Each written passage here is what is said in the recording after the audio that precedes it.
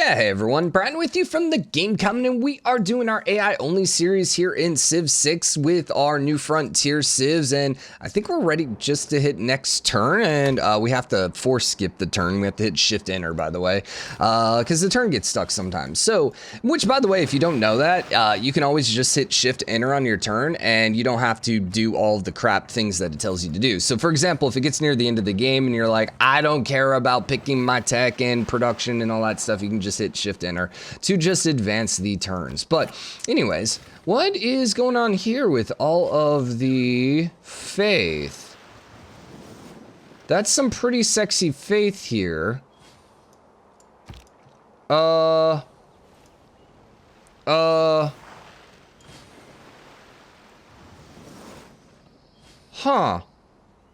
I don't remember. I don't think Grand Columbia gets faith. Man, I should have like spent a time just like going through everyone again, just looking at all their stats. He doesn't get anything with faith, correct? Grand Columbia, and then the Hacienda, no. So, interesting. I wonder if that's maybe his Pantheon or something like that. Still, just quite a bit of faith right there. Maybe it has to do with the Void Slingers? I don't remember. Wait, was he Void Slingers? Yeah, he was Void Slinger. See, I don't remember what the Void Slingers did. They were the Faith one, though, right? So, if we did, because I don't have a secret society, I don't have governors, I can't remember what the... Yes. I'm trying to think what their first cult was. But anyways, Void Slingers, they focus on religion relics, attempt to contact them via tribal villages. Yeah. It's fine. It's not that big of a deal. So, Ethiopia ended up going and declaring war on Grand Columbia, which we saw happening, or we thought was going to happen, just because of the massive difference in combat strength between the two. Now, Grand Columbia does not have crossbows, which could be potentially a very bad situation for them. Also, these vampires look like they're rolling around with knight strength, so that's 48. That's going to be pretty dang good. Actually... Oromo Cab. I'm trying to remember. Oromo Cab. How strong were these guys? They are 46. Okay, and they just replaced the Corsair. All right, so yeah, no. I think I remember them being not specifically all that great. It's Hacienda that has the really good, or sorry, Grand Columbia that has the really interesting cab that I liked. The guitar playing cavalry. So these archers are, you know, doing some damage, but they're not going to be able to really kill them that quickly. Now, the other thing to keep in mind is we did just hit medieval era, so I was going to say he should have gotten a second vampire here, correct? Yeah, there it is. Yeah, he did get a second vampire now. So that could make things rather interesting. Now, what's really cool about these vampires is their knight strength, but they don't have any negatives towards spearmen like the actual normal knights would. Now, Grand Columbia did just pop out a whole freaking butt ton of troops. So if anything, Ethiopia is looking like they might be in a sketchy spot. What's the combat difference now? 415 to 397. So he basically caught right up. Keep in mind, Ethiopia also has a lot of troops down here, which isn't going to help. And by a lot, a few. Marseille is currently flipping. She needs to go ahead and get her governor over there pretty quickly if she's going to have a chance. Maya ended up coming down south, and she is now eventually meeting up with France. Has she met everyone? I assume so at this point in the game. The AI was probably done enough exploration that they would have met everyone. Question is, has Teddy met everyone? He's going to be... No, he has not.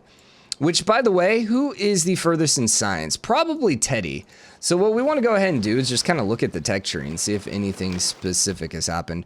I mean, this seems like a lot more balance of a tech tree than normal. Like, it seems a little easier to get two things. You know, it's not like you need this and then go over there and then go down there. Like, it just seems a little more straightforward, I guess is a better way to pronounce it. Although he did skip over universities and he actually didn't grab mathematics, which is interesting. Because I feel like the AI has had pretty high priority towards mathematics now. What's civics looking like? That seems like a very early opera and ballet. Just throwing that out there. Theocracy was up there. So then that means Merchant Republic's going to be down there. Right next to Enlightenment. Huh. Dude, I really like this randomization. Yeah, I think it just adds a nice little extra flavor to the game. Now, I will say This seems just almost a little too standard. I would rather see like random tech to random prereq dead end. Like I'd rather see more dead ends in some of these trees, I guess is what I'm trying to say. Like every once in a while you see a random dead end, but like, look, there's no dead ends here at all. And I would like to see a few more dead ends. There's like maybe one dead end. Maybe it's like balance where there's like a 10% chance it might have a dead end every era or something like that. I don't know. Have to look in the code and see. Yeah, I wonder if the code actually describes it, if there's any good way to kind of see how things shook out. That would actually be something worth looking into. All right, volcanoes are still blowing up here. I think Maya's have just been peaceful with everyone. Yeah, they have been. How's the war going? Still same. I think they actually pieced each other because there's no one fighting. Yeah, kind of saw that one happening. And I'm wondering if France ended up coming and declaring. No. He's actually going for Kabul, though. Does he have his unique unit yet? He does not. Still rolling around with Soothsayers. Sorry, I know they're Soothsayers. I like calling them Soothsayers. It's just better. I should actually go into the game files and change them to Soothsayers. So every time I play the game, people are like, no, they're Soothsayers. And be like, no. You see, it says Soothsayer because I changed it because they slay units. Anyways, let's go ahead and skip that and force quit it. Cool. So we don't actually have to do anything with that. I would love to see score. I'm pretty sure Teddy's pretty much kicking butt on Wonders right now, but I don't know that for a fact. The funny thing is Teddy has a lot of advantages. I think this particular Teddy in declaring war, right? I'm pretty sure he gets some decent advantages with warfare and stuff like that, but he's just not near anyone. He seems to still be kind of coming eastward and southward, which is probably okay. He's got plenty of room there. Ethiopia's still got plenty of room over here as well, although they are somewhat running out here. Marseille did end up flipping, and it got taken over by Ethiopia. I don't think that was a war take. I'm pretty sure that was a peaceful take, because they're still peaced. Yeah, and he's actually at war now again with Gran Colombia. Now, the question is who declared war on who? I still think it's probably Ethiopia because it looks like they have the troops in Gran Colombia's border. Can't imagine this is going to amount to much of anything. These vampires are not particularly stronger than they were before. And, I mean, Ethiopia isn't really that much stronger than they were before when they failed the war. And actually, they're kind of weaker now. Hello, Crash. Wow. All right. I have no idea what just happened there. Oh, the game did crash. Okay. All right. Well, we're going to put a pause in and we'll be back as soon as we reload at the autosave. All right, let's try this again and hopefully the game won't crash. Let's just not click on the, thing again. All right. I don't think we lost any time. We might have lost one turn, but oh, there you are. There you are. Just go away. Just go away. Just go away. Just skip. Just get to the next turn, man. Yeah. So, I mean, that's the problem with mods. Potential to crash the game. Also, keep in mind, we actually had base game crash on us playing, well, not with this August 2020 patch, but previously with the Secret Society modes and Apocalypse mode, which is something I have never had happen, I think, since the beginning of Civ 6, is like base game crashing. All right, is France in on this war now, too? Because they're like right there as well. Oh, France is actually in Gran Colombia as well. I'm wondering if... You know what it was? It was an emergency war. That's what happened. That's why no one was bordering him. Because he ended up taking over Kabul, and Gran Colombia, and Ethiopia and France both jumped in on the war. Okay. Now, France actually has potential to go take Kabul, because essentially there's like nothing defending it. It'd be kind of hard to get her troops there, but it looks like she's just trying to go take cities herself. But she doesn't really have any artillery. And we're looking at medieval walls here. Ancient walls there. So Guayaquil, that city could be the one city that could fall. Kabul would be really easy to take right now, although you're building ancient walls. But the thing is, AI can pretty much take ancient walls at this point in the game. Medieval walls without cannons, not cannons, but without artillery / bombard's gonna have a hard time taking it. Especially with this encampment right there. I don't imagine... we're gonna see much flipping there. Medieval walls here. Although I think they're being built. Producing pike and shot. Oh, interesting. No, I think those are medieval walls. Where are we seeing buildings? Maybe not. I don't see them actually listed, but they're there though. Fortification health is 100. No. Okay, so he started building medieval walls and then just never finished them. So technically they're still ancient walls. For whatever reason, Grand Columbia's popping out a whole bunch of pike shots, which, you know, more power to you, buddy. Ethiopia's starting to run out of troops, or sorry, France is starting to run out of troops here on the front line. These crossbows, I think, are top tier right now. Ethiopia also has crossbows as well. Actually, wait, duh, they have field cannons too. Yeah, man, these yeah, if France could start hitting with those field cannons, could really start wrecking these units. I don't think anyone's close to having anything above field cannons yet. 160 on science, which I'll have to say at this point in the game is a little low. You know, I think AI here close to 200 should be getting right around 200 science, but yeah, we'll see.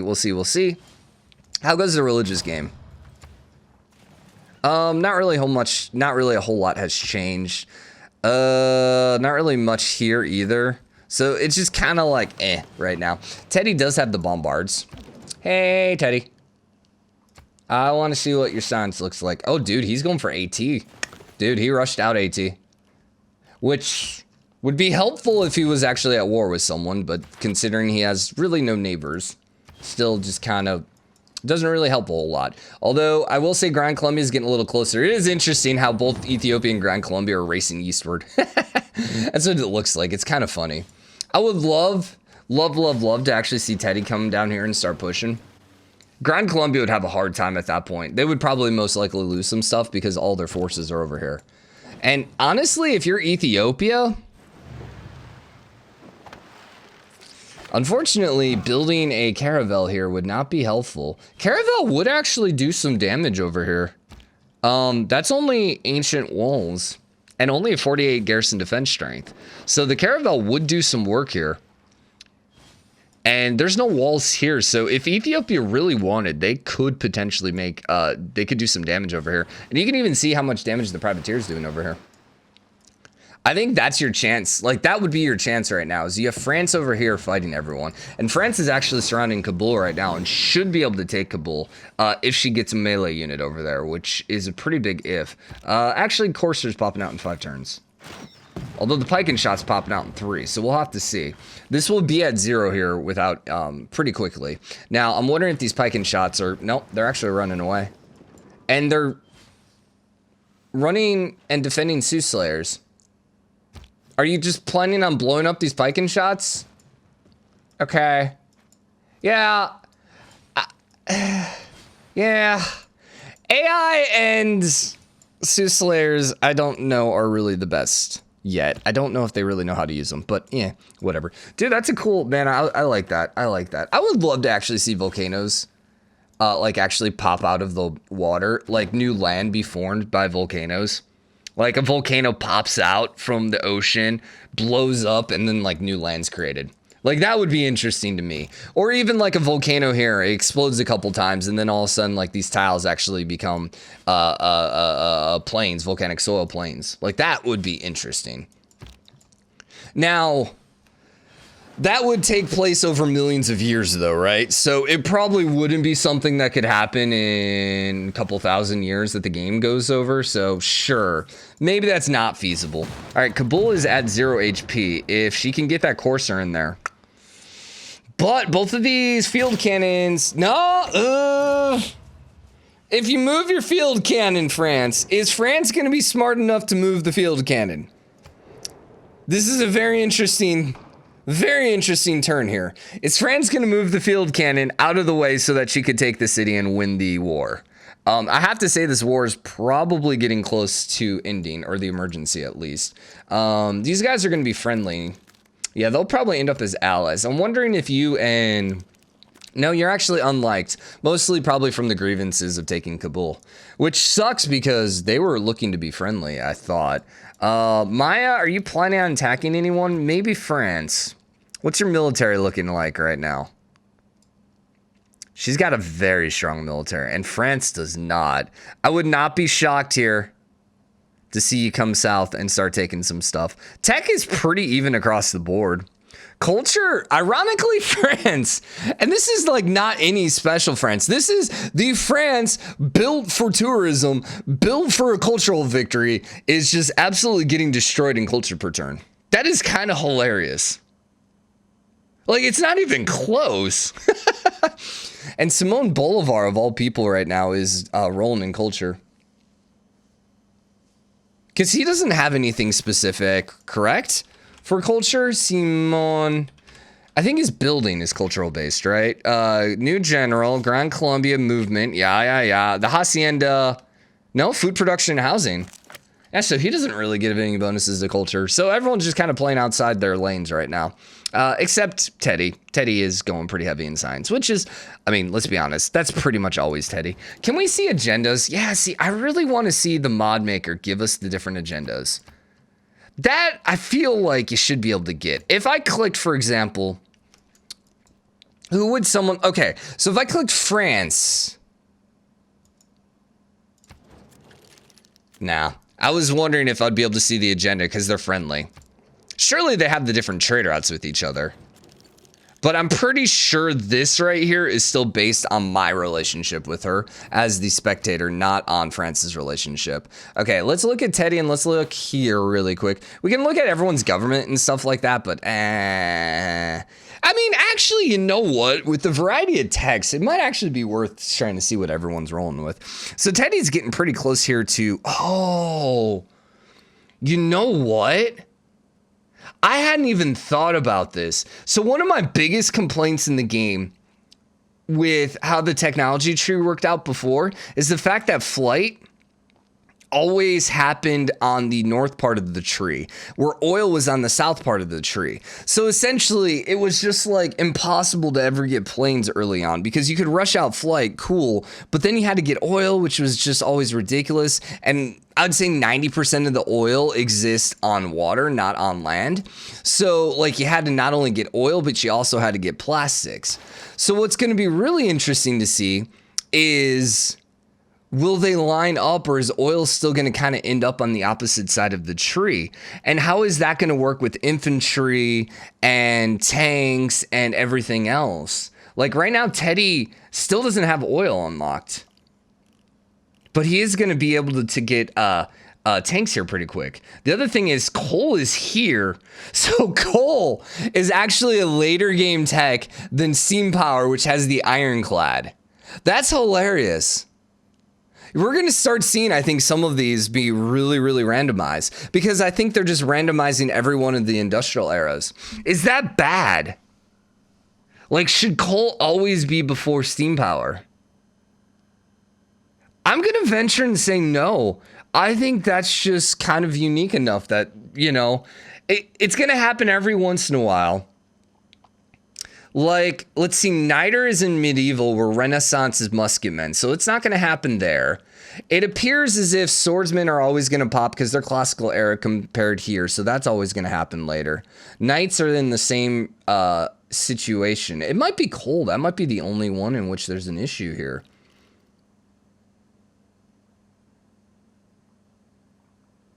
There's no oil-based units in the industrial era. Uranium?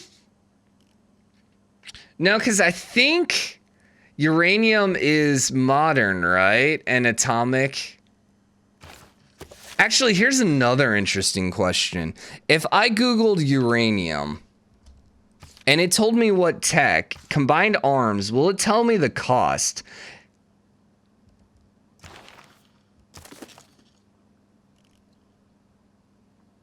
It's in one of these three. Interesting. So you can actually cheese the system by looking here in the looking in the Civpedia. Alrighty then. So what would that make sense? I mean, easily. You could early enough game go swordsman. And here's the thing, I'm wondering if this is pretty standard. Like, these are always going to be 40, these are always going to be 64, these are always going to be 96. Like, I wonder if that's pretty standard, or if the values are somewhat changeable. Because if these are always 160, what you could basically do at the beginning of the game, be like, hey, swordsman, what tech are they in? Ironworking. How much is it? Oh, no, I'm wrong. That's the base cost. Okay, never mind. You can't choose this system because it's the base cost. So this is actually what's funny about it. This is actually a little more expensive than it, like in game, it's actually a lot more expensive than it should be. Because it's at 160 where it should be base 120. So swordsmen are actually a little weaker than normal. Okay, that makes me feel better that you can't choose the system looking at the Wikipedia.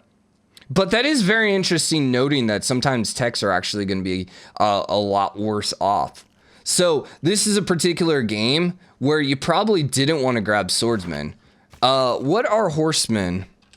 What is their, because I think they're a little later. So I think their base costs 120 as well. Okay, never mind. So what would this have been a good game for then? Engineering, maybe? Engineering. What's the base cost on that? 200. Yeah, so this would actually have been a very good game to spam out catapults instead. Because they're cheaper value than normal. Or at least getting the tech is cheaper. Producing them is still going to be the same cost. That's not going to vary. I'm wondering about like knights, for example. They're at 312. I think normally it's 280 though. So I think they're also a little bit behind. Stirrups, 390. Ah. So they're actually significantly cheaper. Huh. And crossbows are also 312. This is interesting to me, just seeing how the value of the units is changing. And machinery is normally 300. So crossbows are actually a little worse off this game, where knights are actually significantly better. Anyways, we were talking about units where, you know, they need a requirement. And I think this is going to be the only time, because I think this is the only time you pick up a resource the same time that it shows up. And battleships are up here. So the other thing is, who else had a lot of science? I just wanted to see like if this is any different. Battleships are up here, which keep in mind the coal was here. Okay, the oil is here. Interesting. We don't know where infantry is, but we did see tanks were down here. Now, aren't tanks... No, tanks aren't normally a dead-end tech. Huh, okay, okay.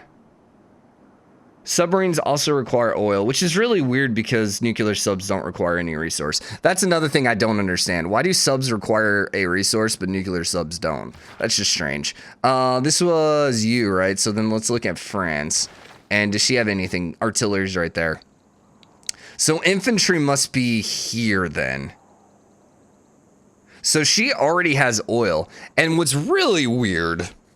What is really, really, really weird is radio, which gives you aluminum, costs the exact same as base level planes. Like, this is oil-based planes. Yeah, that's a little odd, but okay. All right, let's keep going here, man. Although we should wrap this episode up, but it's just interesting seeing how different everything shakes out. Now, how close are we here? Oil is currently popped out, but we're still not really going any quicker on world climate. Which seems a little weird. I feel like this should be ticking up a little bit quicker. Well, coal was a little late game. So, okay, I mean, I guess that makes sense. Yeah, I guess that does make sense because coal was a lot later than it normally would have been. Actually, that would be interesting. How much more expensive was coal compared to normal? So coal is currently at 1070 with industrialization. 1070 industrialization. This is normally 930. So, I mean, it's pretty significant. So because of that, she was not able to do that. And the dude got instantly killed by the pike and shots. Dang, dude, that sucks. That sucks. So Grand Columbia will be able to survive here. So anyways, what does that mean? Since coal was valued, or is at least a little more expensive, theoretically, the AI destroying the environment is going to be a little bit later than normal. Which, for what we want to see, kind of sucks. Just to be honest.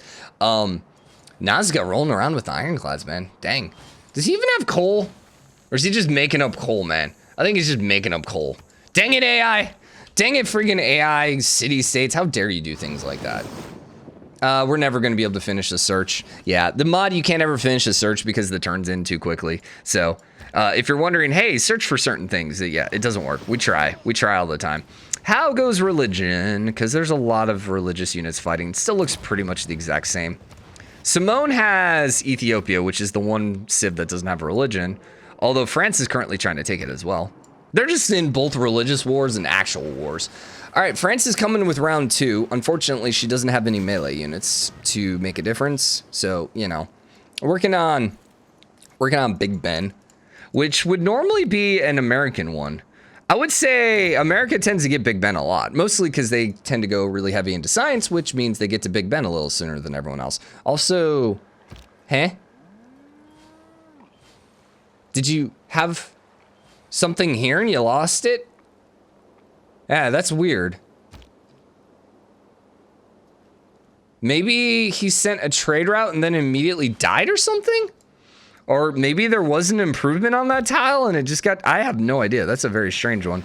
All right, hurricanes are coming and hitting the Mayas. Poor Mayas. They're just like... We're just kind of hanging out and doing our own thing, and then the volcano here, the Hunapug, keeps exploding. They have hurricanes whacking them. I will say it's probably pretty safe to be Gran Colombia from a hurricane standpoint. I don't think these are big enough to actually spawn in hurricanes. Teddy started building Big Ben. There you go. I said he was going to do it. He was just a little late. Gran Colombia now has his unique unit. He's going to be perfectly fine. He will survive this.